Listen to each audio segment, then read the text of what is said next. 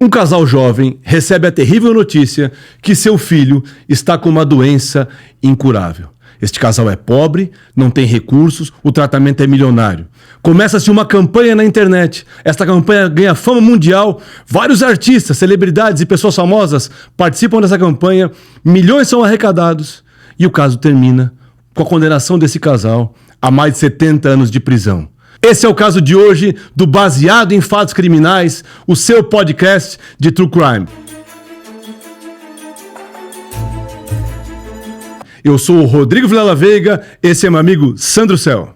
Mas antes de iniciar, eu peço que você se inscreva no canal, porque aí você nos incentiva a trazer novos casos, estudar os processos que são longos. Peço também que você curta, se gostar, e que compartilhe com os amigos nesse que é o melhor podcast de True Crime. E quem não concordar, recorre. Rodrigo, nós temos aqui um caso que ganhou projeção nacional e até internacional, que mobilizou artistas, jogadores de futebol para uma campanha muito bonita. Salvar uma criança que tinha uma doença cujo único medicamento era medido em milhões, não fornecido pelo sistema de saúde à época. Então, esse casal, contando com a solidariedade do povo brasileiro, consegue arrecadar esses milhões. Então, parece uma história em que triunfou o lado melhor da humanidade. Alguém que precisa, alguém que doa, milhares de pessoas que doam. E, ao que você falou, esse casal, depois de pouco tempo, ao invés de estar aí como herói, acabam em conjunto recebendo uma pena em torno de 70 anos e estão presos. Que caso é esse? Sandro, esse casal que tu nominou, o Renato e a Aline, se conheceram lá em Joinville, que é um município aqui em Santa Catarina. É o nosso maior município em termos populacionais, tá? Quando eles tinham lá por volta de 15, 16 anos. Começaram um namoro e logo a Aline acabou engravidando. E eles tiveram o primeiro filho, chamado Davi. O Renato tinha, na época, 17 anos e a Aline, 18 anos. Tá? Eles tinham essa criança, então o relacionamento foi se aprofundando. Aproximadamente 2 anos depois, nasce Jonatas, que é justamente a criança que vai encabeçar essa campanha que tu disseste aí. O Jonatas, então, nasce, a situação normal. Por volta dos 4 meses de idade, o casal começa a perceber que o Jonatas tem algumas dificuldades para engolir, para fazer algumas coisas que uma criança normal faria. Ele então acaba indo para a UTI, com uma pneumonia agravada, e a médica na UTI, que está ali atendendo por ele, desconfia que há ali algum tipo de problema maior do que simplesmente a pneumonia. Então são feitos testes, um teste genético e um teste de ressonância magnética, e descobrem então que Jonatas era portador da chamada AME tipo 1, que é a atrofia medular espinhal, o tipo 1, que é o tipo mais grave. Essa doença é uma doença de cunho genético, ela é incurável porque ela é genética, não é? E ela é uma doença que vai acabar matando a pessoa, né? Porque ela é incurável, e ela traz diversos problemas para a vida da pessoa em termos de deglutição, de respiração, de mobilidade. É uma doença bem séria, bem complicada. E aí a família é muito humilde, uma família muito pobre, assim, eles são pessoas de poucas posses, e a notícia que vem para eles é terrível porque é o seguinte: além desse diagnóstico, o tratamento ele é milionário. O Brasil não fornecia naquele momento esse medicamento, chama Spinraza, é um medicamento americano. Ele estava em aprovação aqui no Brasil ainda, estava em teste, então ele não era liberado no Brasil. Dizem que é o medicamento mais caro. Custa, cada dose, segundo o processo, custa R$1 milhão. Meu Deus. Cada dose é uma espécie de uma vacina que tu aplica, cada dose custa R$1 milhão. Então havia uma estimativa inicial de que o primeiro ano de tratamento, que é o ano mais caro, ia custar em torno de R$5 milhões. Então tu imagina tu receber como pai ou como mãe a notícia que teu filho tem uma doença terrível e que para tu poder ajudá-lo a ter uma vida melhor, vai te custar R$5 milhões, tu não tem nem perto desse dinheiro, desse patrimônio. Sim, essa é uma doença que praticamente ninguém no Brasil teria condições de bancar isso. De bancar, exatamente. E aí a família se reúne e surge a ideia, dada pela irmã da Aline, de se criar uma campanha para arrecadar fundos em benefício do Jonatas. E aí o nome é bem legal, o nome é AMI Jonatas, que faz referência, né, à doença, né, a AMI, que é a atrofia amidular espinhal, e também a Amo de Amar, assim, então é um nome bem criativo. E aí começa, então, no Facebook essa campanha do AMI Jonatas, e a ideia veio, segundo narrado pelo próprio Renato no seu interrogatório judicial, que havia uma criança em São Paulo, com a mesma doença, que estava com uma campanha parecida, então eles se inspiraram nela para poder fazer essa campanha. Sim. A campanha, então, ela foi meteórica, né? Como a situação era muito triste, e o Jonas era um menino muito bonitinho, né? E os pais faziam boas fotos dele, bons vídeos dele. Os próprios pais, né? Você imagina aquele sofrimento que a gente de fato se solidariza. Os pais novinhos, uma tragédia, né? De uma criança contra a morte e que o que impedia essa morte era o dinheiro. Um dinheiro que as pessoas poderiam conseguir. Isso é bastante bonito, a mobilização das pessoas. Sim, e aí a família, então, né, começa a campanha, e a campanha vira uma coisa meteórica.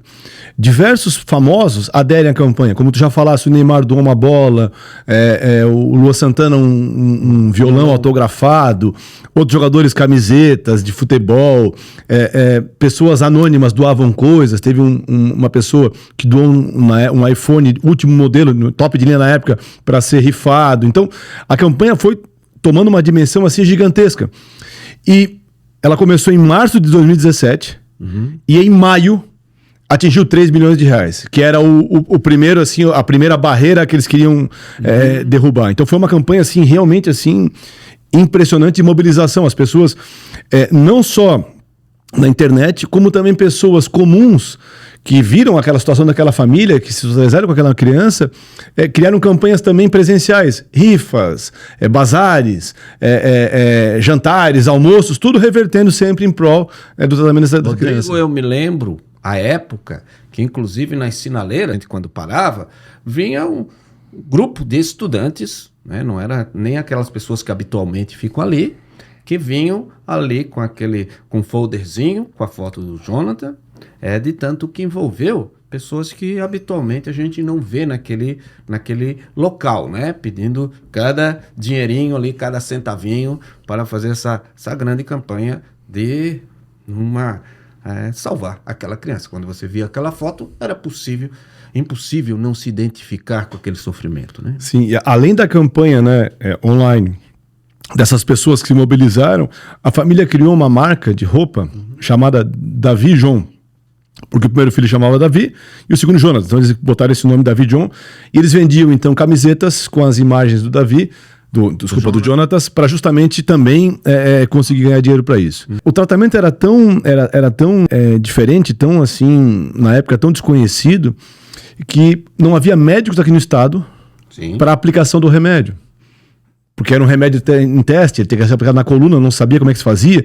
Então a família trouxe médicos de fora daqui, médicos do Rio de Janeiro, trouxe especialistas de fora. Já fazer justiça aos médicos que o atenderam, que conseguiram diagnosticar uma doença tão rara, né? Sim. Então, o primeiro passo, é claro, é o diagnóstico, e muitas pessoas morrem até ter um diagnóstico. Então, sim, então foi muito bom, a diagnosticação foi muito rápida, né? Exatamente. A família também, ela morava numa casa muito simples, e eles alugaram uma casa um pouco melhor para poder criar uma estrutura para receber o Jonatas. Okay. Então ele estava no hospital, quando ele saísse de lá, teria que ter uma estrutura pronta para ele, uma espécie de uma UTI em casa, porque, né, a criança precisa de respirador, precisa de equipamentos, né? Tem um equipamento chamado Cough Assistance, que é um equipamento que faz a pessoa tossir, para poder limpar as vias aéreas, que a criança não tem como não tosse sozinha. Então, tem monitoramento, os monitores de batimento cardíaco, a cama especial. Então, tudo isso foi montado nessa casa nova para receber o Jonatas. Praticamente um hospital em casa. Exatamente isso. Segundo, né, foi dito pelo pai do menino, pelo Renato,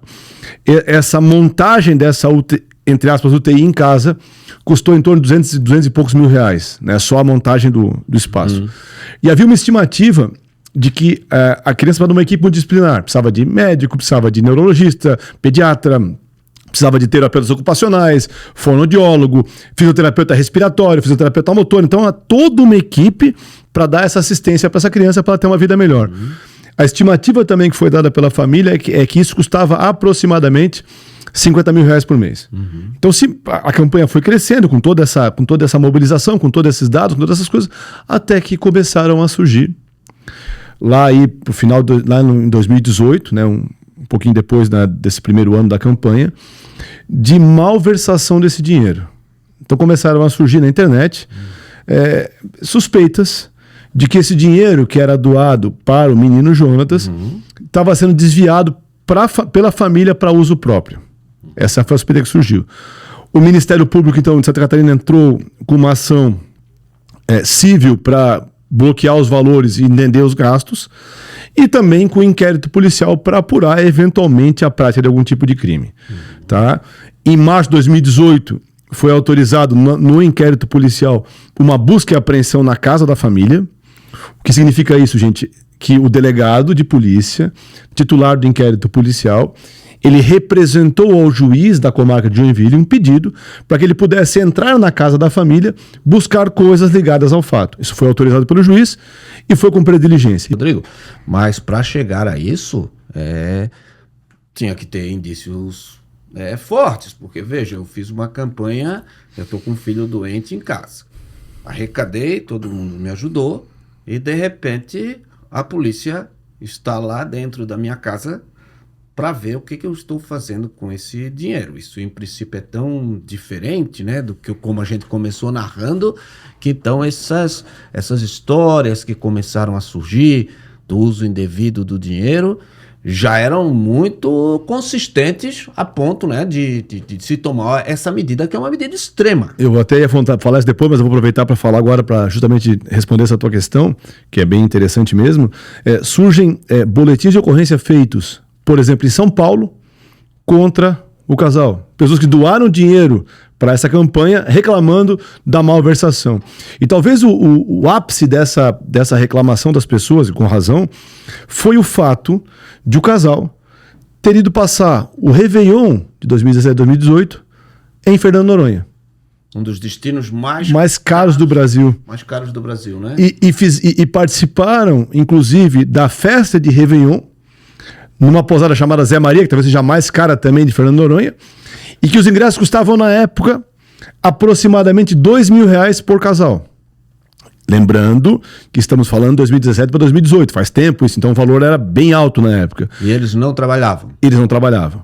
Então isso chamou a atenção daqueles que doaram, e aí, claro, a internet explodiu com essas informações. Essas notícias de Fernando de Noronha, a gente vê Valverde, fulano de tal, né, Adriano? Bruno Gagliasso.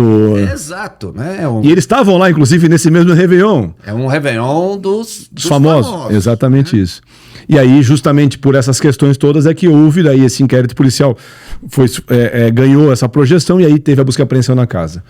E eles acharam lá um monte de coisa, né? Um monte de coisa. Acharam, por exemplo, joias, acharam muitos óculos de sol, né? Uma coisa assim, se ela tem quase 15 óculos de sol ali, depois vai ser, alguns são falsificados, mas vários de marcas famosas. Acharam um monte de bolsas, roupas, apreenderam notas fiscais de compras de coisas, apreenderam uma carabina de pressão, uma espécie de uma arminha de brinquedo, mas que simulava uma arma de verdade, sabe? Não, né? não era de brinquedo, essa arma, ela dispara. Sim, dispara chumbinho em cima, não é uma arma de fogo, ela imita uma arma de fogo, né, e dispara chumbinho. Encontraram recibo de compra desse artefato no valor de uns R$4.000, então muitas coisas foram encontradas compradas por eles, desempregados, depois da campanha começar. Exatamente isso. E aí, o inquérito policial acabou concluindo, né, que, como eles não tinham renda familiar fora dessa questão ligada às doações, que o dinheiro que foi doado foi empregado para questões pessoais. Com base nesse inquérito policial, né, essas averiguações, o Ministério Público então entrou com uma ação penal contra eles por 2 crimes basicamente, né? O crime de estelionato, que é quando eu engano uma pessoa e com isso obtenho uma vantagem indevida em prejuízo daquela pessoa. O famoso 171. O famoso 171 do Código Penal. Que é o artigo 171 do Código Penal. Exatamente. E o artigo 89 da Lei 13.143/2015, que é uma apropriação indébita de bens, né, de pessoas com deficiência. Tá? Que é um crime que tem pena de 1 a 4 anos. O estelionato tem pena de 1 a 5, só para ficar bem claro. Então, o estelionato, pena de 1 a 5. O artigo 89, pena de 1 a 4. E aí o Ministério Público, então, entra com esta ação contra eles e começa efetivamente o processo judicial, né, sobre essa questão da suposta malversação desses valores. Peraí, mas então eles não... Nós vimos aí vários bens que você falou, que de fato não fazem o menor sentido, e eles estavam deixando então o menino sem assistência, eles não estavam cuidando do menino com esse dinheiro? Essa observação, ela realmente é muito, muito, muito importante, porque o próprio juiz, na audiência em que são ouvidos, né, Renato e Aline, ele fala uma hora, né, no depoimento, ele fala o seguinte: olha, não está aqui em questão se Jonatas era bem ou mal cuidado. Não temos nenhum indício de que Jonatas era mal cuidado. O juiz fala exatamente isso, ou seja, temos certeza que ele foi bem cuidado. Tanto é verdade que não há no processo criminal nenhuma alegação quanto a isso. Não existe uma alegação, olha, vejam, o Jonatas sofreu uma consequência porque não houve remédio, porque não houve tratamento. Isso não existe. Então deixa eu entender. Eles empregaram efetivamente parte do dinheiro naquilo que era o motivo da arrecadação para manter Jonatas em bom estado de saúde, com remédios, mas pegavam parte desse dinheiro, que tinha essa finalidade, para gastos pessoais, né, incompatíveis ali com a campanha. Sim, de novo, não há mesmo, tá, nenhuma alegação de que faltou nada para o menino. Isso não existe no processo, não tem. E o juiz dá essa declaração que isso não está em questão. Basicamente, a acusação é de crimes patrimoniais. Ou seja, que eles enganaram pessoas para ganhar dinheiro daquelas pessoas, dando elas em prejuízo, e que se apropriaram de dinheiro que pertencia ao Jonatas. Essa é a acusação. Então não é um crime com violência contra a criança. Nem ligado à morte da criança, nada disso. Tem a ver... Negligência, nada. Questão patrimonial pura e simples. Essa é a questão. Tá? Pura e simples. E aí o Ministério Público também, né, na sua inicial, faz essas ponderações, né, de que o dinheiro foi malversado. E aí nós temos várias acusações aqui do MP. Por exemplo, gastaram R$600 em um bar na cidade de Balneário Camboriú, comprando vodka, energético, né, o casal. Gastaram R$1.000 para o plano anual de uma academia para o casal. Gastaram R$4.000 para comprar essa carabina de pressão. Deu R$6.000 com outros acessórios. Isso. E é extremamente... Até porque antes, esse rapaz, Renato, ele era pastor. Sim. Pastor de igreja. Ainda ele é religioso, ele é Então você fica assim, né? Você está com um filho doente, está fazendo arrecadação, e você compra uma arma com um binóculo, com luneta, capa para essa luneta, gasta R$6.000 numa... Em 2017, hein? Numa arma... Corrigindo, isso aí dá mais de R$10.000 hoje em dia, né? Numa arma de pressão? Pois é. E aí tem outros gastos também que chamam a atenção também do Ministério Público, né? E eu vou trazer só alguns para não ficar repetitivo, né? Aí tem um outro gasto, né, de dinheiro com roupas, né, tanto para o Renato quanto para a Aline. Uhum. Existem dois gastos mais altos com joias, então a compra de um par de alianças numa joalheria, né, e depois de uma aliança com um aparador, tá? Isso dá mais ou menos aí, somando os dois, quase R$7.000, essas duas compras. Que não eram.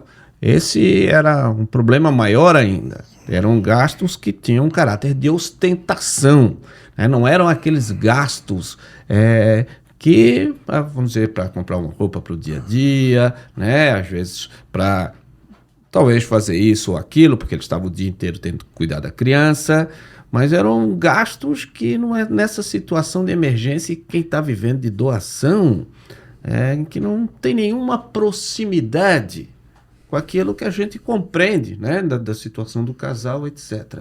Então... E o maior gasto que eles fizeram, Sandro, e aí também está na acusação do Ministério Público, foi a compra de um carro. Tá? Eles compraram um carro, que é um Kia Sportage, que era naquele momento, né, o top de linha desse carro, não era o carro de entrada, era o top de linha desse carro, e custou R$140.000. Tá? Essa foi a principal acusação. Sim.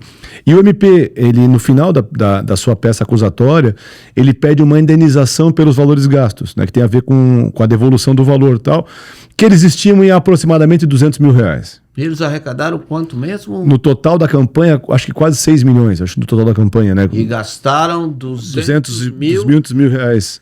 que é mais ou menos o que ficaria nesses gastos fora de um padrão. Né? Se considerarmos o carro, isso também, vamos debater isso daqui a pouquinho, um pouquinho sobre a questão do carro. Então essa é a acusação do Ministério Público.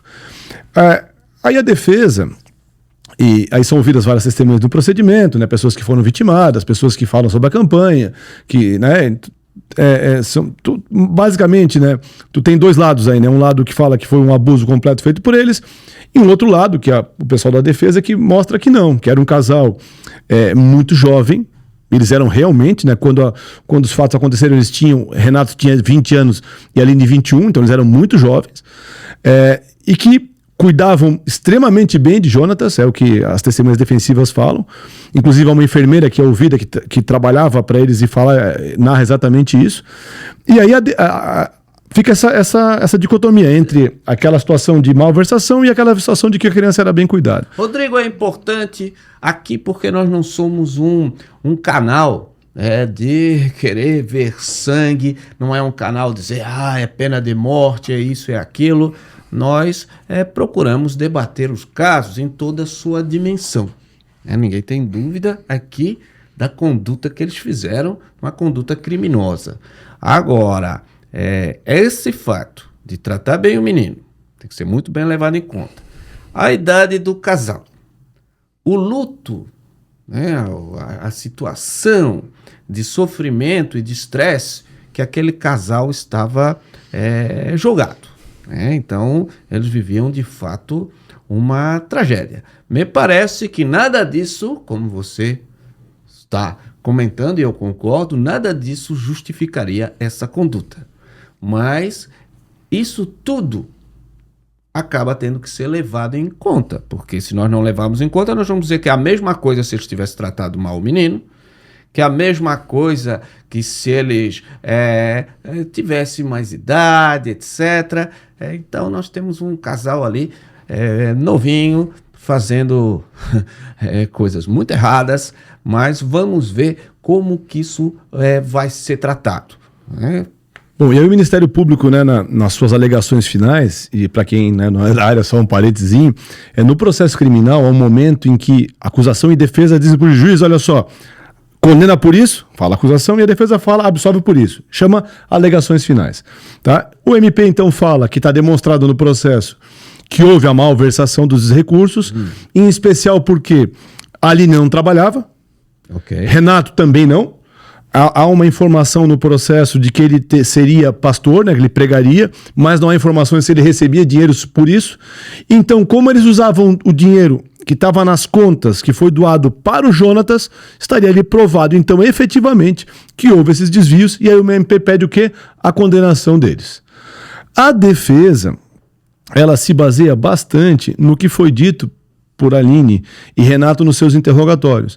O Renato fala o seguinte, olha, Excelência, ele fala para o juiz assim, não havia dinheiro do Jonatas, dinheiro do Renato, dinheiro da Aline, era o dinheiro da família. Então o dinheiro era nosso para a gente versar em benefício dele. Olha, aí, em determinada quantidade, se não fosse esses gastos ostensivos, nós poderíamos dizer que talvez quem doa para um casal de desempregados que vai ter que ficar o dia inteiro, né, naquela lida com a criança, de certa forma, aquele sustento, assim como o sustento da enfermeira, da coisa, etc., que tinham que pagar, parece até que é meio presumido, porque eu dou para você, porque você também não vai poder trabalhar, porque está com o filho nessa situação. Então, talvez, se fossem gastos moderados, digamos assim, de alimentação, né, daquela manutenção, sem a qual não é possível mesmo. Não é possível também dizer que eles eram para trabalhar o dia inteiro, se eles tinham que gerenciar essa campanha, senão não tinha o tratamento para o Jonathan, e que eles tinham que cuidar do Jonathan. mas isso não envolve carabinas e afins. Né? Sim. Vamos lá. Então a defesa fala, né, essa questão de que realmente os valores eram da família, não deles, não especialmente do Jonatas. Falam que não havia dolo na conduta, ou seja, não havia intenção de subtrair patrimônio do Jonatas, e sim um papel de pai e mãe de gerenciamento daquele dinheiro. Fala que eles eram muito inexperientes e que não havia nenhum tipo de regulamentação para essas campanhas na época. Então não havia um indicativo o que fazer com o dinheiro, como gerenciar, como não fazer. E ainda não tem. Ainda não tem. Aí essa questão é bastante interessante, Rodrigo, porque nós vivemos momentos de catástrofes. Muita gente, por exemplo, está fazendo agora a campanha de arrecadação para o estado do Rio Grande do Sul, né? Com suas cheias, com toda a sua tragédia, e é muito bonito. As pessoas dão o dinheiro, claro, com aquela finalidade de diminuir o sofrimento dos seus irmãos gaúchos. Agora, uma das coisas é que ninguém tem auditado quem está entregando certinho e o que estão fazendo, às vezes, com a sobra de uma campanha assim. Por exemplo, o menino morre durante o processo? Sim, ele morre antes de terminar o processo. O menino vem a óbito, né? De novo, não tem nenhuma relação com o maltratamento dado pelos pais, nada disso. É que a doença, infelizmente, ela é fatal, ela acaba causando a morte.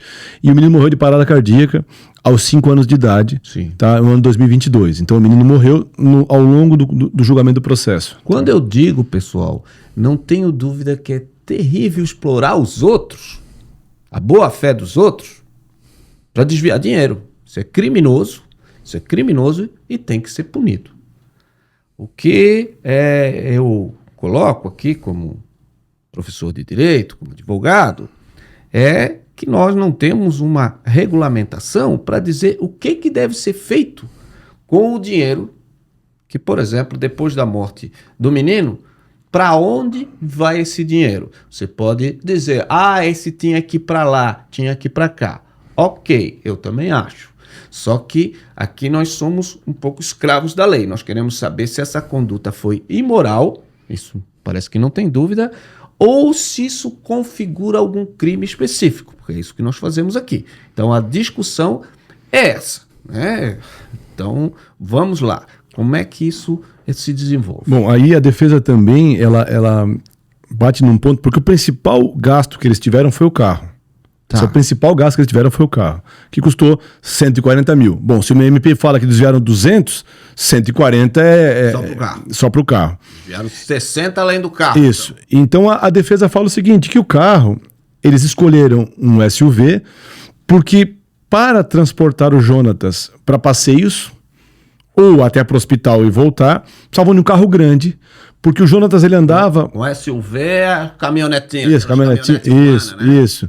Ele precisava andar com cilindro de oxigênio, com monitoramento, ele tinha todo um aparato que andava com ele. Precisava de um carro grande para suportar isso aí. Essa era a justificativa que eles fizeram. Inclusive o Renato fala, o pai do menino, que o Jonatas, apesar da doença, ele tinha o cognitivo perfeito. Então ele entendia tudo que estava acontecendo, ele conseguia compreender as coisas, então para ele passear era muito bom para o seu cognitivo. E aí eles compraram esse carro, escolheram esse porque acharam que era um carro confortável para esse menino. Então a defesa bate muito nesse ponto. E sobre a famosa viagem para Fernando Noronha, a defesa então sustenta que na verdade a viagem foi um presente de um médico amigo do casal, que teria então dado a eles a passagem, e que por isso eles teriam ido para Noronha para poder dar uma desvinculada daquela pressão que eles ali estavam sofrendo. Não, se isso for verdade, acabou-se a crítica a Noronha. Sim, e a questão de não trabalhar, tanto o Renato fala isso, quanto também a Aline falam isso, é que eles trabalhavam, entre aspas, com a campanha.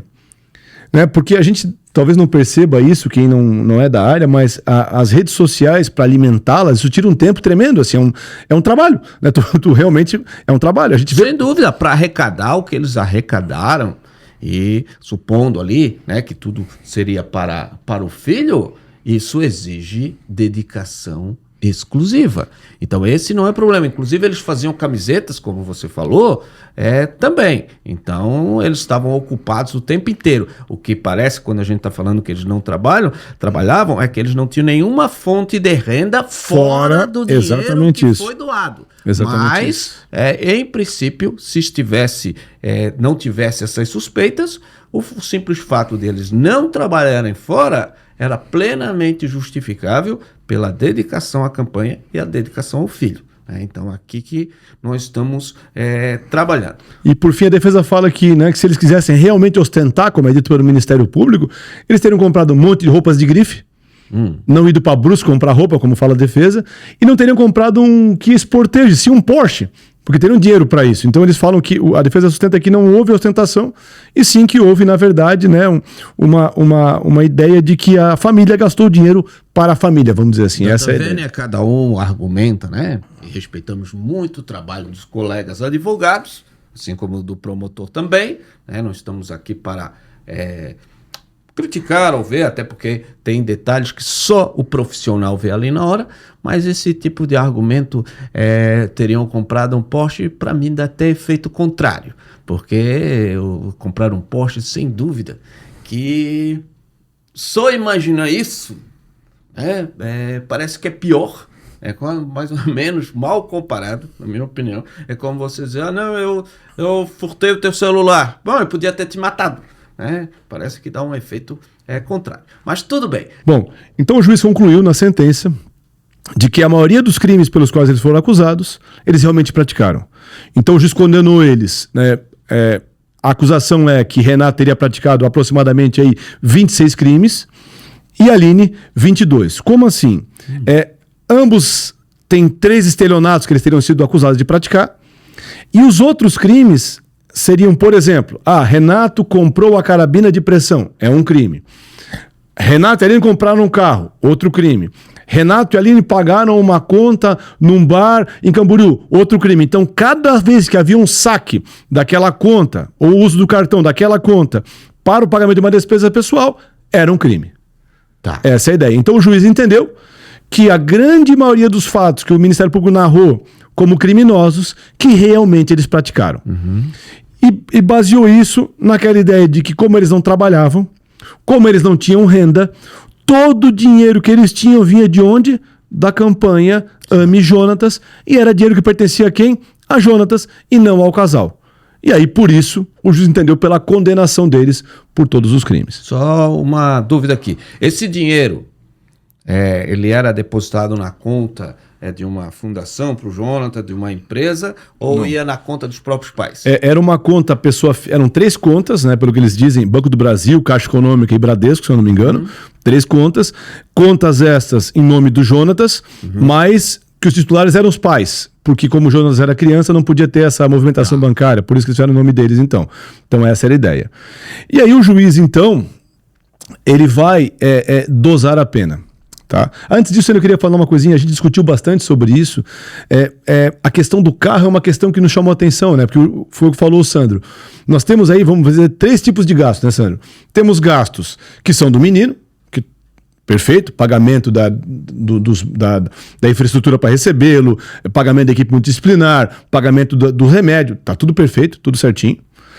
Há gastos que, como eles não trabalham e tem que viver em prol do menino, são justificáveis em tese, a alimentação deles, não é assim, transporte do menino para o hospital e voltar, esse tipo de coisa faz parte da questão. Mas há gastos que não têm o menor cabimento, por exemplo, a compra que é da carabina de pressão. Essa é da carabina?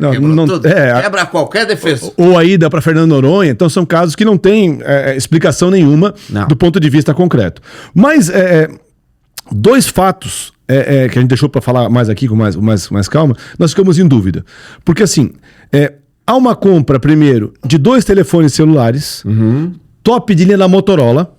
Esses vão ser considerados estelionato? Não, esse foi considerado desvio de dinheiro. Eles compraram com o dinheiro do Jonatas. E aí eles justificaram dizendo o seguinte, olha, esses celulares eram usados para fazer o quê? Para alimentar a campanha. Ou seja, essa campanha é feita pela internet, eu preciso ter uma foto boa, uma imagem boa. pode fazer sentido. Claro. Né? Tem que pensar que isso aí é uma campanha para você arrecadar tanto dinheiro que tem que ter, então, constante. As pessoas precisam ver ali a criança, né? Porque, de fato, é um apelo emocional para uma causa nobre. Sim. Então, filmar a criança lá no tratamento, filmar ela situações de lazer até, brincando, né? Isso. Mas isso é muito apelativo. Mas, gente, vamos ser sinceros, se não fizer isso, não arrecadariam dinheiro. Vamos, por um momento, supor que não houve desvio nenhum. Era isso que as empresas fazem, né? Quando você vê propaganda dos Médicos Sem Fronteiras ou de qualquer outra instituição que recebe donativos, ou até para as enchentes no Rio Grande do Sul, o próprio governo, toda a vida mostra aquela situação de tragédia, porque tem que comover as pessoas que doam. Então aqui, eles dizem que precisavam de 2 aparelhos celulares. Um para ele e um para ela. Um para ele e um para ela. Aí... É algo discutível. Mas indúbio, pró réu. E o princípio da boa-fé que também vige no civil. A boa-fé é presumida. Eu tenho que demonstrar que aquilo de fato foi abusivo. Se eu tivesse... Basta pensar o seguinte, se a compra fosse só dos celulares, me parece que não teria problema. Sim, é o conjunto, né? Eu acho. Exato. Então, ok. Os telefones ficou naquela parte duvidosa. Sim. E tem um outro telefone depois também, um iPhone que é comprado depois, com a mesma justificativa. E de novo, né? Fica aquela mesma coisa. Agora começou a complicar. Mais complicado. Eu tenho uma opinião um pouquinho diferente, né? Porque assim, se a campanha na internet... Tá? Naquela época havia uma questão, eu não sei nada de tecnologia, mas eu pesquisei um pouquinho sobre isso, que o iPhone, ele tem alguma coisa com o Instagram que fica melhor a imagem do iPhone do que de outros telefones. Sim. Talvez por isso fosse justificável, vamos dizer assim, tá? E como a campanha ficou muito grande, talvez, mas de novo, fica nessa questão da dúvida aí, né? Uma história mas mais ou menos. De 28 fatos, dois fatos também não vão fazer muita diferença.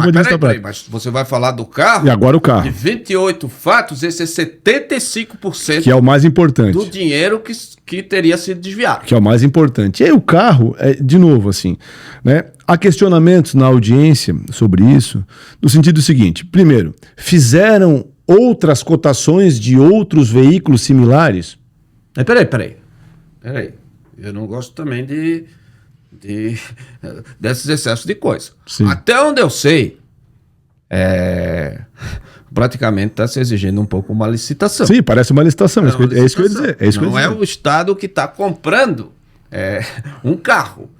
Então, que eu pergunto haveria obrigação deles ter feito essas cotações ou bastaria, e aí é outra discussão que parece que é a que faz sentido, se foi razoável a compra desse carro. Você pode dizer, não é razoável, porque basta ver o seguinte, se eles tivessem comprado um carro barato, se o dever era de licitar, eles deveriam ter licitado também. Sim. Então isso não me impressiona. E aí o juiz também fala porque eles compraram um carro de top de linha e não de entrada. Tá, também me parece também. O Renato fala que foi o que deu mais desconto para eles e que como o menino tinha uma mobilidade reduzida, ele podia ver o teto solar para poder olhar para cima e tal. Não sei se isso faz tanta diferença do ponto de vista da escolha do veículo ou não, se teria que ter esse cuidado, não, tem que ser o de entrada, não tem que ser o de entrada, eu não sei. Realmente... Tem um caráter, Rodrigo, que eu pensando bem, eu precisava ser um carro grande, Sim. Esse era um carro grande que atendia, claro, o teto solar, coisa etc. Tem uns exageros. Tudo bem, mas é que... Mas a pergunta é, o fato de eu não comprar o inicial e sim o top de linha, torna a conduta criminosa? Essa é a pergunta. Esse é o caso. O caso é o seguinte, se eu faço uma doação lá para o pessoal das enchentes, que inclusive eu fiz e recomendo que as pessoas façam, mas nos canais oficiais. Exatamente. Se eu faço uma doação, aí é para a pessoa comprar alimento. Eu vou ficar conferindo qual é a qualidade dos alimentos, daí ela compra lá um documento low carb ou coisa parecida. Eu digo, por que ela não comprou o açúcar de entrada? Por que ela não comprou o arroz? Eu também não quero aqui... O papel da justiça não é nem privilegiar quem comete crime, mas também não perseguir no sentido de tratá-lo nem pior nem melhor. Se uma argumentação é aceita para uma situação, ela não pode ser negada para outra. A justiça não está fazendo aqui, e nem pode fazer, uma campanha, olha só como esse fato revoltou. Não é imprensa. Então, o do carro, sem dúvida, que nós poderemos dizer por que não se comprou. E nós vamos ver que as prefeituras, em geral, vão comprar carros mais luxuosos e coisas para a reposição mais luxuosos, e aí é mais problemático, porque é com dinheiro público, e, em geral, vão justificar, porque isso aqui é melhor, pior. Eu quero ver se também vai ter 70 anos de prisão. Não só prefeituras, né? Vários órgãos públicos fazem isso, né? Exatamente. Vários. Quero ver a prisão. Bom, e tem mais detalhes sobre o carro que o Renato fala, e eu pesquisei e parece estar certo, de que uma ambulância para transportar o Jonatas de casa até o hospital custava aproximadamente aí 4 a 5 mil reais. Então, se tu for pensar que eu vou gastar 4 a 5 mil cada vez que ele vai para o hospital e eu tenho um carro, eu acho que o carro faz todo sentido, eu não sei. Realmente eu ficaria... Se eu fosse juiz desse caso, acho que também tu concorda comigo, né, Sandro? Eu acho que o carro e os 2 celulares iniciais, eu acho que a gente teria essa dúvida e como a questão de que há um indúbio pro réu, a gente acabaria, né, relevando essa situação. Gente, de novo eu falo, ninguém tem nenhuma dúvida que eles merecem ser punidos. Com certeza, com certeza. Nenhuma dúvida que o que eles fizeram chega a ser de embrulhar o estômago diante da campanha que foi feita. Só que nós não estamos aqui, de novo, como num programa sensacionalista, dizendo queima, pega. Nós temos por objetivo mostrar como é que funciona o direito.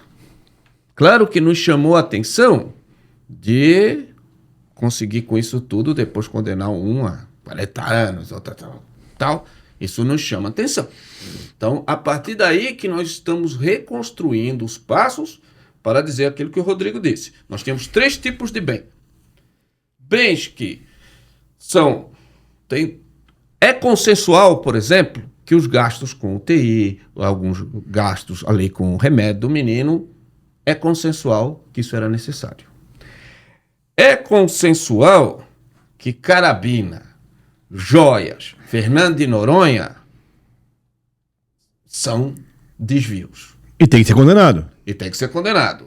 E há outras situações, que é o que nós estamos trazendo aqui. Fica no limbo, né? Que esse carro podia ser um carro mais barato, ok, mas aí nós estamos falando de uma variação que não é tão grande, dava de fato mais um conforto, a justificativa era isso, e o carro servia a esses propósitos.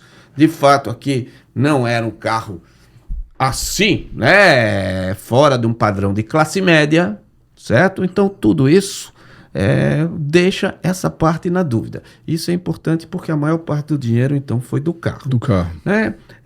Vejam, ninguém falou, eles alugaram a casa também com esse dinheiro.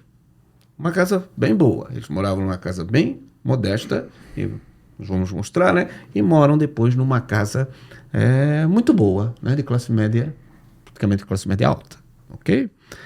E engraçado que esse ponto não foi colocado. A casa foi alugada, né? Porque se presume que aquela casa mais confortável era mais compatível, porque na outra mesmo não dava para ter uma UTI, coisa etc, né? Era mais longe. Se me permite, Sandra, até se me permite, só para esse ponto é bem importante.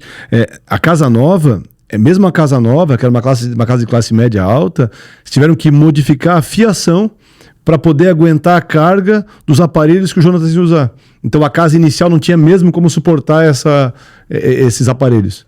Mas a casa é como o carro. É melhor do que a necessidade, mas também então teria que se exigir dessa casa, se fosse usar a mesma lógica do carro, por que não uma casa mais modesta? Não precisava ser uma casa de 2 andares.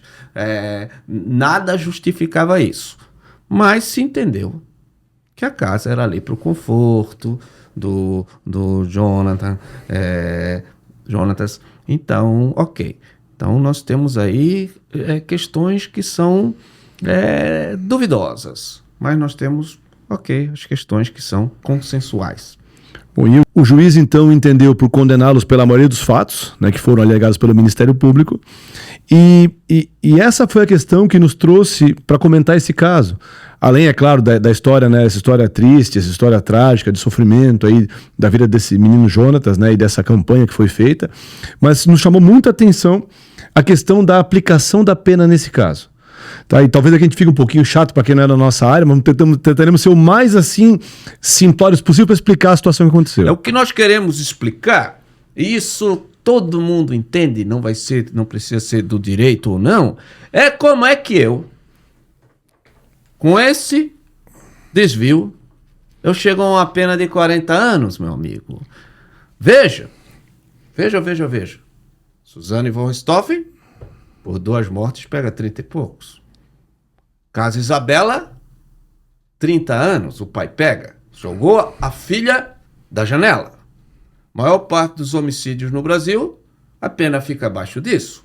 Então, sim, em Joinville, o nosso primeiro caso do canal, que é o caso lá do Oscar, ele foi acusado e condenado por homicídio e, na época, estupro, né? Na verdade, não é do programa, mas era estupro, tudo bem. E aí a pena dele foi 20 anos. Exato. Na mesma comarca. Então tu tens uma pessoa que desvia dinheiro e pega 44, então a pessoa que mata e estupra pega 20. Então, se diz, né? Por isso que todo mundo consegue entender isso. Tem um famoso jurista que dizia: quando se vai dar uma sentença, você deve levar em consideração a doutrina, aquilo que escrevem os especialistas, a lei, claro, o que está escrito na lei, a jurisprudência, aquele conjunto de decisões, e a sua mãe. A sua mãe, no sentido de que se você disser para sua mãe: mãe, eles compraram um carro melhor, eles compraram uma arma de pressão, sua mãe vai dizer: tomara que eles sejam condenados. Foram condenados a quanto, meu filho? 40 anos. Aí a sua mãe também vai dizer: 40 anos? E se eles tivessem matado? Mãe, aí eles pegavam uns 20 e poucos, 30 anos. Não faz sentido. Sim. Não faz sentido eu sair, tá? Como nesse caso. Uma moça estuprada e morta. Sai ali com 30 anos. Na outra vara, o sujeito só fez desvio de uma parte do dinheiro. Sai com 40? Eu não consigo entender. Vou tentar entender agora que o senhor vai me explicar, sim, professor Rodrigo. Os nossos casos aqui do canal de homicídio, raros são casos que a pena chega a ser tão alta. Né? O nosso caso ali tem vários casos da Rosalba lá de Canelinha, grávida de Canelinha. Ela pegou uma pena parecida, mas ela matou uma pessoa e quase matou uma criança. Então, assim, as penas estão muito diferentes desse caso aqui. Esse caso, a pena é muito alta e nos chama atenção. Bom, o que aconteceu aí? O juiz, quando ele vai aplicar a pena, porque assim, tu pega o crime estelionato, lá fala, pena 1 a 5 anos. Como é que eu vou saber qual é a pena do meu caso? Né, do caso que aconteceu aqui? O juiz faz uma espécie de uma continha que se chama dosimetria na nossa área. Então, o que ele faz? Ele preenche 3 etapas para chegar numa pena. Tá? Então, ele vai fazer, né, uma verificação e em 3 etapas ele chega na pena do crime. Como nós temos aí diversos fatos, o que faz o juiz? Ele tem que fazer o quê? Ele tem que fazer essa operação de 3 fases em cada um dos crimes. Então, por exemplo, condenou por estelionato. Aí ele entendeu o seguinte, que pelo estelionato, a pena, fazendo essa operação de 3 fases, era de 1 ano, 9 meses e 17 dias. Tá, essa operação, ela é porque cada crime tem que ser levado em consideração a sua especificidade. Então vai se analisar coisas como qual era o motivo que foi cometido o crime, qual for a consequência, se o crime foi feito contra menor, contra filho, contra pessoa incapaz. Então é uma série de fatores que faz com que seja diferente, por exemplo, o sujeito assaltar um adulto de assaltar uma mulher grávida. Então, são várias questões que a lei coloca que tornam o crime mais revoltante, o crime mais punível ou não. É diferente uma pessoa que furtou para não morrer de fome, né? Ou que furtou porque passa muita necessidade, de uma pessoa que furtou para se drogar ou fazer ou comprar uma arma. Né? Então, isso a gente chama dosimetria da pena. Trata cada caso na sua individualidade. Por isso que as penas não são assim, 1 ano, 3 anos. Elas são de 1 a 4, de 1 a 5, justamente para moldar cada caso. Isso a gente chama dosimetria da pena. E aí nos crimes de apropriação, que são segundos, porque eles cometeram estelionato e diversas apropriações na visão do Ministério Público e do juiz. E aí, nesses de apropriação, as penas foram de aproximadamente 2 anos, 1 mês e 27 dias em alguns, 2 anos, 5 meses e 10 dias em outro, 2 anos, 11 meses e 7 dias em outro, e assim, então foram várias dosimetrias diferentes. Mas como é que chegaram nos 44 anos para o Renato? Como é que chegaram nesse negócio? E aí que nós temos aqui uma divergência, né, com o que aconteceu na decisão. Quando eu pratico vários crimes da mesma natureza, ou seja, várias apropriações, como foi o caso, eu tenho 2 formas de dosar essa pena. Eu posso aplicar o chamado concurso material, que é quando eu entendo que cada crime cometido ele é autônomo, ou seja, os crimes não têm entre si nenhum tipo de vinculação, e qual é a consequência? Eu somo as penas. Foi exatamente o que fez o juiz do caso. Então ele entendeu que cada apropriação indébita cometida por Renato e por Aline, cada uma delas era um crime isolado, um crime sozinho, e portanto as penas tinham que ser somadas. Existe uma outra possibilidade, que é o chamado crime continuado. Qual é a ideia da norma? É que quando eu pratico vários crimes em sequência, crimes da mesma natureza, no mesmo local, com a mesma finalidade, eu considero o segundo, terceiro, quarto, quinto, né, como continuação do primeiro. Então eu dou a pena para um e aumento a pena em relação aos outros crimes em 1/6 a 2/3. Ou seja, a pena no crime continuado fica menor do que a pena no concurso material de crimes. Nós entendemos, eu e o Sandro, que neste caso concreto, o objetivo do casal, ao fazer esses saques para comprar roupas, joias e para Noronha, eram para quê? Para ter uma vida, ostentar uma vida melhor do que eles tinham. Então o objetivo de cada saque era o mesmo. O juiz entendeu que não. O que nós estamos discutindo aqui, vou dar um exemplo simples. Suponhamos que uma pessoa que trabalha numa casa, trabalhadora doméstica, cada dia que ela vai trabalhar, durante 30 dias, todo dia ela furta R$10. Certo? Todo dia ela furta R$10 lá da gaveta do patrão. Ao final do mês, ela conseguiu quanto? R$300. Cada dia, ela fez uma ação. Aí eu vou ter que, na hora de dar pena, eu tenho 30 ações. Cada dia, ela furtava R$10. Eu tenho que decidir se eu vou considerar isso tudo um crime só, né, com um aumento, porque teve várias ações, que é o crime continuado, ou se eu vou considerar cada um crime. Veja o seguinte, com R$300, se eu considerar cada um crime, o mínimo que ela ia pegar era 30 anos. 30 anos por furtar quanto? R$300. Agora veja, Rodrigo, se na gaveta tivesse R$10.000, ou ela levasse esses 300 de uma vez só, era 1 ano. Provavelmente. Igual o caso aqui, né? Se eles sacassem R$5 milhões de uma vez só, qual era a pena? A pena do crime é de 1 a 4. Porque, o que é o crime continuado e por que nós discordamos que não seja aplicado aqui? Porque esse, para mim, é um caso clássico de crime continuado. É o crime à prestação. É quando você faz um crime só em etapas. Por exemplo, há aquela discussão da menina que furtou, né, que se apropriou lá do dinheiro da formatura na faculdade da USP. Se ela tivesse feito um saque só, um crime só, não ia nem ficar na cadeia. Se for considerar cada vez que ela vai ao banco como um crime, ela vai pegar 40 anos também. Então, o que se está discutindo aqui, veja, se eles tivessem comprado tudo de uma vez só, ainda que tivesse comprado 50 carabinas, ainda que tivesse comprado um Porsche, que o advogado fala, o crime deles seria 5 anos, vamos dizer. 5, 6 anos. Ok? Agora, como se considerou, aqui é um crime que não tem nada a ver com esse crime. Ora, o crime continuado, Rodrigo, para que surgiu o crime continuado? Justamente para evitar essas penas. que são desproporcionais aos fatos. Eu não tenho como somar um caso desse e dar maior do que de um homicídio.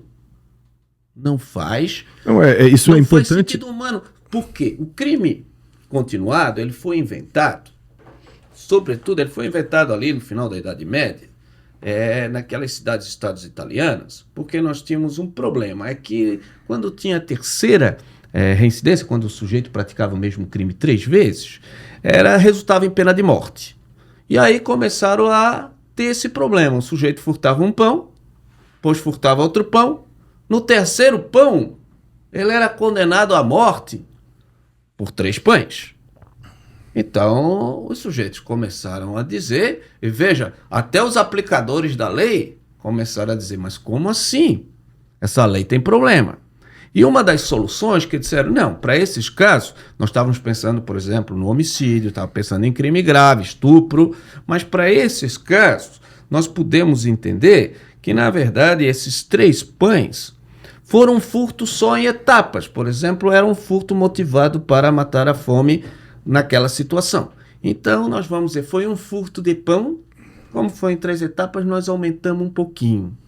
Veja, de novo, se eu pego o seu cartão de crédito, eu peguei o seu cartão de crédito com a senha, tá? Você tem lá 3 mil na conta. Eu vou lá e faço um saque só, fico com seus 3 mil. Pena 1 a 5, 1 a 4. Ok? Um aninho e pouco. Agora, eu faço o seguinte. Vou comprando cigarro, né? Ou vou comprando Coca-Cola. Então, todo dia eu faço um negócio. Mas eu não gastei todo o seu dinheiro. Quando eu sou descoberto, eu gastei R$500. Mas como eu fiz a prestação, segundo essa lógica aqui, eu pegaria 30 anos por ter furtado ou me apropriado de R$500 de você. Então, quando eu vi o resultado dessa sentença, eu digo, meu Deus, o crime continuado surgiu exatamente para casos assim. Porque você pode dizer o que esses guris fizeram foi terrível. Eu posso concordar com vocês. Agora, Nardoni, tem um casal do famoso caso Isabela Nardoni. Eles pegaram uma criança, ele e a madrasta dela. Ele pai, né? Ele pai dela. Ele pai dela. Eles pegaram uma criança, 7 anos, acho que tinha menos até, abriram ali aquela tela, jogaram a criança do 7º andar. Tem coisa mais terrível que isso? Sabe qual é a pena? 30 anos pegou ele, que foi o que teve a pena mais séria. Eu pergunto, esse guri merece prisão, ok. Mas merece ficar mais tempo que o Nardoni? Merece ficar mais tempo que a Suzane von Richthofen? Merecem ficar mais tempo do que... Não tem aquele caso do menino Bernardo que foi dopado, enterrado? Também, o pai pega 32 anos. Então, o que nós estamos aqui em discussão, professor Rodrigo, é quando eu vejo uma pena dessa, por uma série de crimezinhos repetitivos, quando eu digo crimezinho, é como a lei trata. Veja, eu não conheço nenhum político que furtou. Eu até vi uma sentença do Fernando Collor antes de vir para cá, né, que foi condenado pelo Supremo, por vários atos de desvio de corrupção lá numa petroleira, lá junto no Amazonas, na Alagoas. E eu vi que o Supremo no final concedeu o crime continuado, e olha que era inclusive, às vezes, em empresas diferentes de forma diferente. Ele ficou com uma pena alta, mas ficaria com uma pena de mais de 100 anos. Ao primeiro cálculo, se fosse sem o crime continuado, ele pegaria 90 anos. Reduziu para 27 ou menos ainda, tá? Então, o que eu digo é que, bom, se esse for o padrão de pena, tudo bem, mas nós não podemos ter um caso tão diferente. Eu não conheço nenhum caso de gente que só desviou dinheiro assim e pegou 40 anos.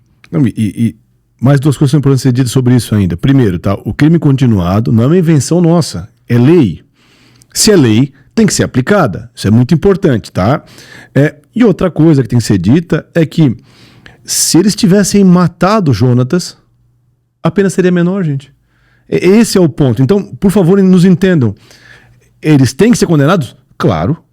Tem que cumprir pena? Claro. Só que a pena justa para a ação praticada. É só isso. E assim, gente, 44 anos de prisão por um desvio que foi feito, nos parece realmente assim fora do padrão aceitável. Bom, então o Renato pegou 44 anos, 29 dias de prisão em regime fechado, e a Aline, 26 anos, 11 meses e 3 dias também em regime fechado.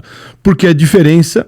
Porque entendeu-se que o Renato praticou a apropriação 18 vezes e a Aline apenas 9. Então, por isso a diferença de quantidade de pena. Se eles soubessem disso, o juiz chega a dizer, não, mas olha, então quer dizer que bom, se nós não formos levar cada caso em consideração, mas eu digo da mesma forma, se eles tivessem ido lá e comprado 10 carros numa única compra... Era um crime só.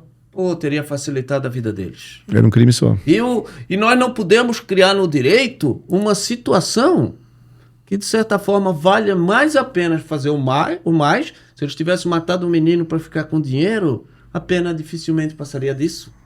Então, não é um crime de sangue, é um crime contra a fé de todos nós, nos explorou. Eles que paguem pelo que ele fez, porque ninguém é palhaço. Agora... Com a pena justa, né? 40 anos. Aí, veja, eu jamais pensei que eu ia falar alguma coisa, né? Tipo assim, dizendo para diminuir a punição de um caso como esse. Mas ela chegou num ponto que diz assim, tá, ok, vamos punir, mas não, né? Bom, a defesa, então, ela faz embargo declaratório, que é um recurso para o próprio juiz que julgou a causa, pedindo que o juiz siga o que o Ministério Público pediu. Porque quando o Ministério Público pede a condenação deles pela apropriação, ele pede que seja feita em que forma? No crime continuado. Ele pede exatamente isso. E o juiz, então, entende que, responde que não, que na verdade essa questão do crime continuado ou concurso de crimes não fica vinculado ao pedido do promotor, é uma questão que decorre da própria condenação e, portanto, ele nega, né, provimento ao pedido de embargo e apenas faz uma correção na decisão com uma questão lá de datas, uma correçãozinha simples. Veja, por que isso que o Rodrigo está falando é tão importante? Porque no nosso sistema, quem defende, vamos dizer, a sociedade, em tese, quem entra com a ação, é o promotor. Então, veja, o sujeito que acusa, que começou todo o processo, ele diz, eu estou satisfeito com a punição, se der o concurso continuado. Vai ficar bem mais baixo, mas certamente que ele achou que isso era adequado. Em tese, se o nosso sistema fosse bem, como se diz, acusatório, né? Quer dizer, o juiz só decide o que as partes querem e controla, claro, eventuais abusos e erros, mas aí o Ministério Público assim, eu quero isso. O juiz diz, não. Vai ser mais sério do que tu falasse. Por quê? Porque eu não fico ligado ao teu pedido e então eu dou um pedido que, de certa forma, não é nem o que a acusação queria, nem o que a defesa queria, mas é uma terceira posição. Pode-se fazer isso? Pode, mas em termos doutrinários se questiona muito. É o princípio da correlação entre, né, o que foi pedido e o que está decidido, né? Bom, aí depois do julgamento dos embargos, aí o MP também recorre, tá? O Ministério Público recorre dessa decisão, querendo aumentar a pena base dos crimes para ter uma pena maior ainda no final, tá? E a defesa também recorre, né? Agora para o tribunal também, pedindo, né, que se reconheça que a conduta não foi dolosa, ou seja, não tinha intenção, que o patrimônio era comum, né, da família toda, que não ficou provado, então, que o dinheiro foi realmente gasto para situações que não têm relação com o Jonatas, e, em especial, essa questão aí do reconhecimento, então, se for mantida a condenação, do crime continuado, para que exista essa adequação de pena. O nosso tribunal catarinense aqui, então, em maio de 23, ele acaba reconhecendo apenas um pedido da defesa, que diz respeito à dosimetria da pena. E, de novo, eu não quero ser chato aqui, mas é fácil explicar. Eu falei para vocês, né, que a dosimetria tem 3 fases, tá? Na primeira fase, o juiz verifica o quê? A pena base do crime, ou seja, o crime tem pena de 1 a 4 anos. O juiz entendeu que nas condutas praticadas por Renato e por Aline, haviam 5 circunstâncias judiciais desfavoráveis ao caso deles. E essas circunstâncias levariam o aumento de pena, cada uma delas, em 1/6. Então a pena que era de 1 ano seria aumentada em 1/6 para cada circunstância. O que o juiz fez? O juiz fez assim, ele pegou 1 ano, aumentou em 1/6. Do resultado desse aumento em 1/6, então 1 ano e 2 meses, ele aplicou mais 1/6. E assim ele foi fazendo. É como se fosse um juro composto, sabe? Assim tu vai aumentando a pena composta. O tribunal falou que isso não pode ser feito. Que tem que fazer o quê? Tem que pegar a pena então de 1 ano, pegar esse 1/6, multiplicar por 5 como caso e colocar aqui. Então as penas foram reduzidas apenas nesse ponto. E o tribunal também entendeu que não havia continuidade delitiva, porque também entendeu o quê? Que cada crime em separado eram crimes com objetivos distintos. Então, de novo, a gente entende, né, com todo respeito ao tribunal, que não faz sentido, porque o objetivo era o mesmo sempre, que era o quê? Ter uma vida melhor do que eles tinham, vamos dizer assim, essa é a ideia. E aí o tribunal, com essas modificações, acabou então baixando a pena do Renato para 38 anos, 2 meses e 10 dias, e a pena da Aline para 22 anos, 7 meses e 10 dias. Tá? A defesa, então, recorre, né? Como ela faz sempre. Ela faz um recurso, então, para o STJ, que é o chamado recurso especial. O recurso especial não é admitido pelo tribunal, ou seja, o tribunal nosso aqui não permite que o recurso vá para o STJ. A defesa, então, faz o agravo dessa decisão, que é um recurso diretamente lá, então, no STJ. E o STJ não recebe o agravo e o processo termina, ou seja, o processo transita em julgado no dia 27 de novembro de 2023. Portanto, a pena de Renato e a pena da Aline são de 38 para um, 22 para outro, e não há mais recurso cabível. E aí, o tribunal, então, o juiz de Joinville, no dia 25 de março de 2024, expede o mandado de prisão, que é cumprido no dia 22 de maio de 2024, por volta das 11 horas da manhã, em Joinville, no bairro chamado Morro do Meio. Eles já estavam procurando eles já estavam foragidos, né? Já eram considerados foragidos. Estavam lá entre Balneário Camboriú, a polícia procurou em Barra Velha, onde mora a mãe de um deles. Tudo isso foi feito e finalmente aí eles voltaram para Joinville, né, para visitar lá algum parente, e foi aí que a polícia os capturou e hoje eles cumprem pena. É estranho, porque embora o normal seja a pessoa responder solta, mas em geral quando você vê depois uma pena de 40 anos, em geral é para crime que a pessoa já ficou presa pelo menos um dia, né? Eles não ficaram presos nem um dia até o trânsito em julgado. Ninguém reconheceu que havia periculosidade, perigo, coisa etc. E então esse é um caso. A dosimetria, se a gente fosse estender a fundamentação da primeira fase, também me chamou muita atenção, porque é muito fundamento que me parece repetido, data vênia. Eu acho que ainda, e agora, quando nós não temos mais recursos, o que se poderia, em tese, fazer para dizer isso é uma injustiça, não se pode fazer mais nada? Então, se houve uma injustiça no sistema, né? Se apesar de estar tudo regular, mas essa pena parece fora daquilo que é aceito, então não pode também o direito manter uma pessoa sem possibilidade de nada presa, dizer, pois é, agora já erramos, passamos o prazo do recurso, ou não foi a melhor decisão, mas agora é 40 anos, ou 38 anos. Existe no direito criminal, então, uma possibilidade que é só para a defesa, que é chamada de revisão criminal.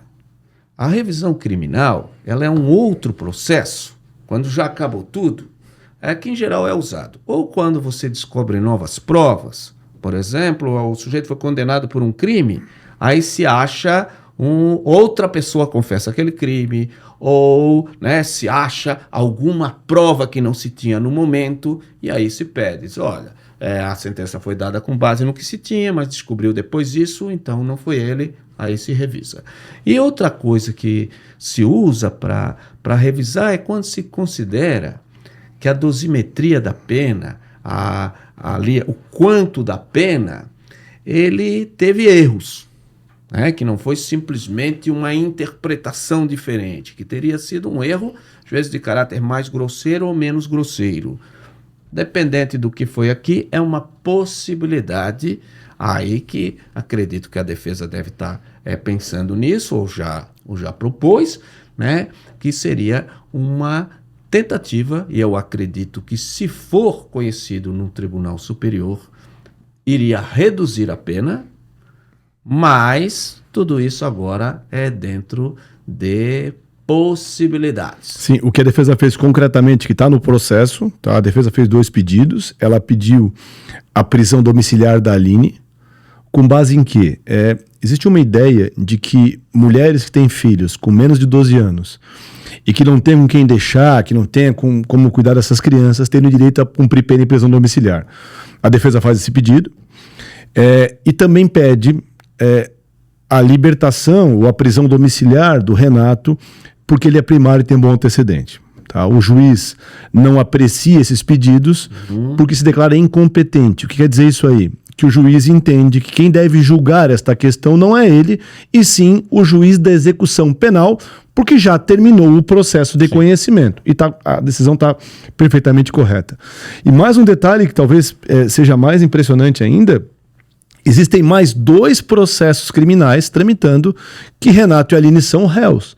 Um deles em Balneário Camboriú, que tem uma audiência marcada aí para dia 4 de junho de 2025, e outro que começou em 2024 e está na fase de citação ainda, os 2 pelo mesmo motivo, que seriam crimes de desobediência à ordem judicial e o crime do artigo 89 da Lei 13.146, que eles já foram condenados essas vezes aí. Então tem mais 2 processos que, caso eles sejam também condenados, vai somar as penas para esse cumprimento de pena que eles têm para fazer. Então o horizonte para eles não é nada, vamos dizer assim, tranquilo nesse futuro próximo aí. Então depende agora do que a defesa vai fazer, e como concordo com o Sandro, eu imagino que, se conseguirem ao STJ com essa questão da dosimetria, é bem provável que a pena seja reduzida bastante, porque se reconheça aí, claro, o crime continuado. É uma pena que ficou muito desconfortável, principalmente quando penso. O objetivo, é claro, não é essa conduta, se eles ficassem sem pena, era um deboche com a sociedade. Mas que se leve em consideração que não houve falta de tratamento, que a quantidade proporcional do que foi pega do dinheiro era relativamente pequena, embora em termos numéricos seja grande, mas se eu tirar um carro, fica assim uns 50 e poucos mil, 60 mil, se eu tirar o carro ali, que é mais duvidoso.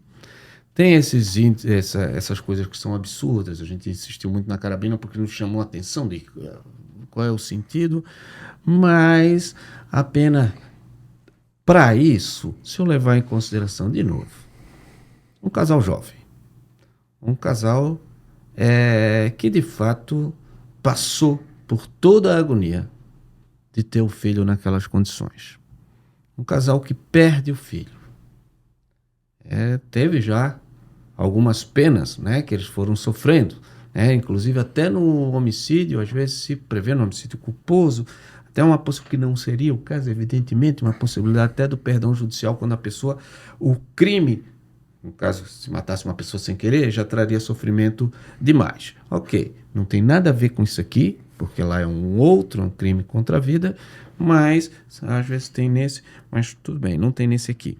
O que me interessa aqui é que talvez essas questões também devessem ser todas levadas em consideração, né? Não para tirá-los necessariamente da cadeia, mas para adequar essa condenação. Eles devem ser um dos presos com condenação mais alta numa prisão que tem assassinos, estupradores, latrocidas e assim por diante. Aí não fica bem. Não fica bem. E o direito tem instrumentos para evitar que isso aconteça. Imagina, a partir de agora, aquela Se a gente pensar aquela empregada lá que furtou um pouquinho cada dia, sujeito que pegou o cartão, passou aqui e ali, se nós formos começar a considerar que tudo isso, cada um, um era porque era para comprar chocolate, outro era porque era para pagar a academia, se for começar a considerar cada disso um crime, pegar um cartão e passar aqui, ali, vai ficar mais sério do que matar uma pessoa. E isso me parece que o direito tem mecanismo para isso, data vênia as outras compreensões, mas como professores de direito e como advogados, né, e como pessoas também, né, me parece que essa sentença precisa de muito mais justificativas para convencer que ela é uma sentença adequada. Bom, pessoal, esse foi o nosso episódio de hoje e até o nosso próximo vídeo. E não se esqueça de se inscrever se você gostou e aquele lembrete final. Esse é um vídeo para fins didáticos, educacionais. O nosso objetivo é narrar o caso, adequá-lo ao direito brasileiro, respeitando as opiniões contrárias, mas mantendo a liberdade de expressão e de cátedra de dar a nossa própria opinião sobre os casos. Então é isso, gente. Fique com a gente. Esse é o podcast que respeita você, porque não fica só em sensacionalismo. Então, venha aqui, se inscreva e a gente se vê na próxima semana. Muito obrigado, Rodrigo. Um abraço.